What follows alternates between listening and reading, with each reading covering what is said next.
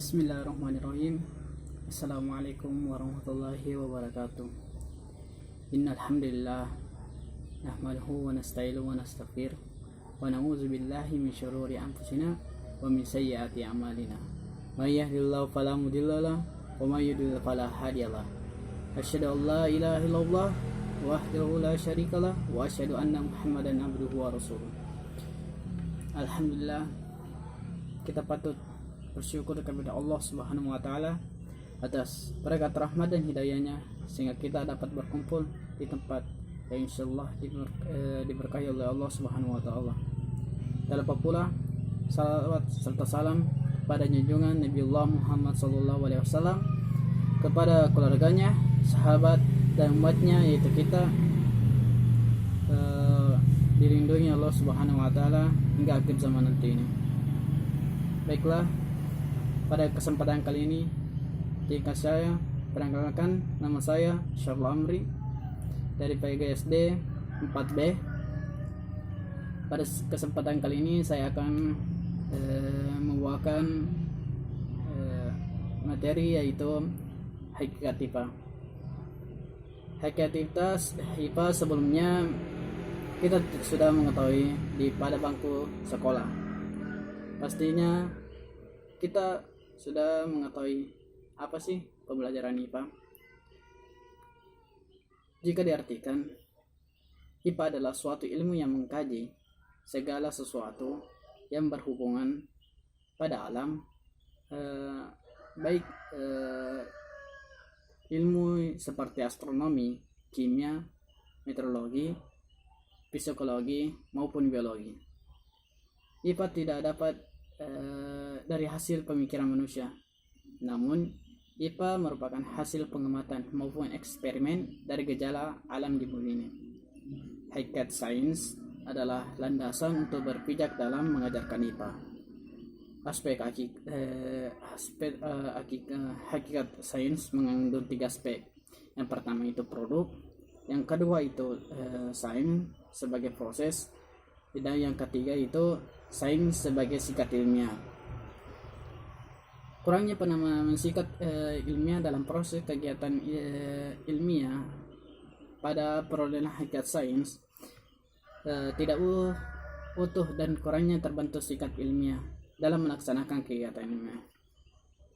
Dengan demikian perlu adanya analisa konsep hakikat sains, melaksanakan percobaan dalam pembelajaran IPA. Ilmu pengetahuan alam berkaitan dengan cara mengetahui tentang alam. Sebagai IPA bukan hanya penguasaan kumpulan pengetahuan yang berupa fakta-fakta, konsep-konsep, ataupun prinsip saja, tetapi juga merupakan suatu proses penemuan yang lebih lanjutnya mendefinisikan bahwa sains sebagai deretan konsep serta hasil eksperimen dan observasi serta berguna yang diamati oleh eksperimen yang lebih lanjutnya. IPA tidak mungkin dapat berdiri sendiri karena gejala alam berhubungan dengan satu sama lainnya yang tersusun dengan sistematis yang saling menjelaskan, yang merupakan suatu yang utuh. Dalam Fowler dalam bukunya pada tahun 1992 menyatakan, IPA merupakan ilmu yang berhubungan dengan gejala alam dan kebebasan sistematis yang tersusun secara teratur, berlaku baik umum, berupa kumpulan hasil observasi dan pengamatan yang sistematis secara suatu sistem yang memiliki kesatuan. Pengetahuan IPA didasari dari gejala-gejala yang terjadi di alam. Contohnya saja yaitu kejadian Newton yang mengalami kejatuhan buah apel. Nah, dari sinilah awal mula terbentuknya gaya gravitasi bumi. Gejala alam ini membuat Newton merasa penasaran mengapa satu buah apel selalu jatuh ke bawah. Dan rasa penasaran ini Newton melakukan percobaan dan eksperimen untuk mengetahui alasan mengapa benda yang jatuh itu pasti mengarah ke bawah.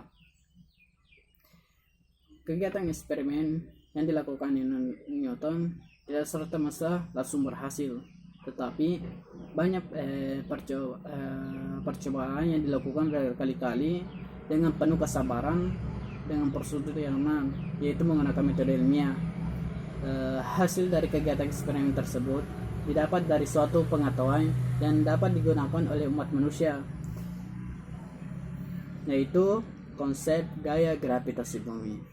Berdasarkan kejadian tersebut, IPA merupakan suatu hal yang didasari oleh gejala alam, di mana gejala alam tersebut akan menjadi suatu pengetahuan jika diawali oleh sikap ilmiah dan menggunakan metode ilmiah. Dari kegiatan metode ilmiah tersebut akan mendapatkan suatu ilmiah pengetahuan yang dapat diaplikasikan bagi umat manusia. Menurut Samatoa pada bukunya tahun 2011 yang mengungkapkan bahwa IPA merupakan segala sesuatu yang terjadi di alam, baik yang disusun secara sistematis yang dihasilkan dari percobaan-percobaan pengamatan yang dilakukan oleh manusia. Lebih lanjutnya dari Crane dan Son pada bukunya tahun 1993 mendefinisikan IPA sebagai pengetahuan yang sistematis dan tersusun secara teratur, berlakuan untuk pembelakuan umumnya secara universal, itu berupa kumpulan dan hasil observasi eksperimen. Menurut pada pengertian tersebut, hakikat IPA meliputi 4. Yang pertama itu sikap yang didasari seorang ilmuwan selama proses pendapatan suatu pengetahuan. Sikap terdiri dari rasa ingin tahu tentang benda-benda, fenomena alam, makhluk hidup yang berhubungan dengan sebab akibat yang menimbulkan masalah baru yang dapat dipecahkan melalui proses yang bersifat open-minded. Selain rasa ingin tahu, menurut Hamrani pada bukunya tahun 2002, sikap ilmiah yang dikembangkan adalah sikap yang senantiasa mendahului bukti luas kritik terhadap lingkungan, yang sikap ilmiah terdiri dari terbuka, kreatif, tekun, dan teliti. Yang kedua itu proses, yaitu proses pemecahan masalah melalui metode ilmiah yang terdiri dari penyusunan hipotesis, perancangan eksperimen ataupun percobaan, evaluasi, pengukuran, dan penarikan kesimpulan. Cara penyelidikan IPA menurut Wisdawati tahun 2015 adalah observasi, eksperimen, dan matematika. Observasi di sini adalah saat para ilmuwan yang ingin mempelajari objek dan kegiatan alam melalui kegiatan observasi. Eksperimen dalam hal ini menggunakan metode ilmiah. Matematika sangat diperlukan untuk menyatakan hubungan antar variabel, hukum, maupun teori. Yang terakhir yaitu produk. Di sini berupa fakta, prinsip, teori, maupun hukum. Batang tubuh IPA sendiri itu ada 3 dimensi.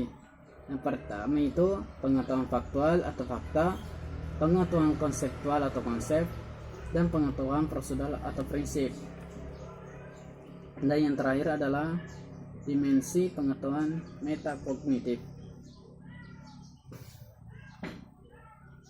Di sini untuk pengaplikasiannya, penerapan metode ilmiah dan konsep IPA dalam kehidupan sehari-hari. Konsep IPA yang dapat didapatkan dalam proses penggunaan metode ilmiah selanjutnya dapat digunakan dalam kehidupan untuk kemaslahatan umat manusia. Sebagai kesimpulan dari materi saya, IPA adalah suatu ilmu yang mengkaji segala sesuatu tentang gejala alam, baik benda hidup maupun benda mati. Yang kedua itu, pokok pembahasan IPA adalah segala isinya hal-hal yang dipelajari adalah sebab akibat hubungan kejadian-kejadian yang terjadi di alam. Yang terakhir adalah hakikat pendidikan.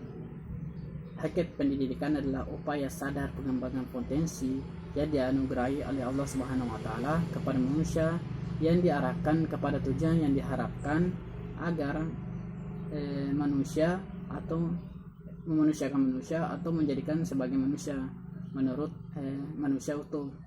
Baiklah, mungkin nilai yang dapat saya sampaikan. Ada pokok kesalahan kata itu datangnya dari saya sendiri, maupun sedangkan yang benar itu datangnya dari Allah.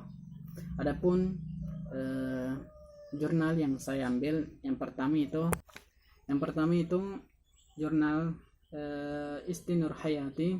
Dalam jurnal internasionalnya Journal Running Journal pada halaman 2 nomor 3 tahun 2013. Yang kedua itu jurnal M. Kusniawati dan Pamela Sari pada bukunya halaman 106 sampai 176 168 sampai 176 tahun 2014. Selanjutnya itu jurnal pesona dasar pada volume 2 nomor 4 tahun 2016 halaman 72 sampai 84. Selanjutnya jurnal profesi pendidikan pada volume 2 nomor 2 Desember tahun 2015 halaman 95 sampai 102.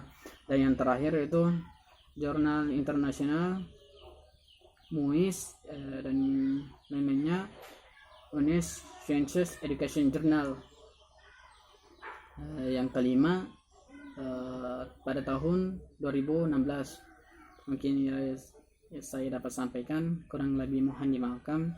Billahi fisabilil haq fastabiqul khairat. Assalamualaikum warahmatullahi wabarakatuh.